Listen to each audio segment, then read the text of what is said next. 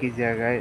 যে শর্ট ভিডিওটা আমার ইউটিউব চ্যানেল সাইমন আহমেদ চ্যানেলে অনেক ভিউ হয়েছিল, প্রায় 9000+ ভিউ। সেম জায়গাতেই ভিডিও করছি, কিন্তু অনেক বছর পর। আজকে 2025-এর 15 জুলাই, আজকে মঙ্গলবার বিকাল 4:15 এরকম বাজে। এখন আবহাওয়া খুব সুন্দর মুন্সিগঞ্জে। এটা মুন্সিগঞ্জের দেওসার গ্রামে।